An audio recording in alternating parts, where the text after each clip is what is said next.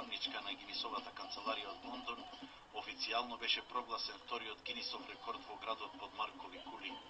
За овој подвиг се погрижија над 100 работници од текстилната компанија Конфи Ангел, кои за само неколку часа изработија перница во форма на квадрат со површина од околу 300 метри квадратни и тешка над 5 тони, со памучно платно и фибер, природни материјали со кои се изработуваат перниците во оваа прилепска компанија.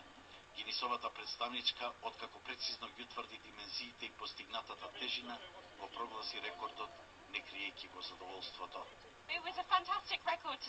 Ова е фантастичен рекорд што се постигна денеска. Конфи Ангел го постигна рекордот врз предвиденото време по акциониот план, за да се наполни перницата со полнетица и покажа колку материјал е искористен.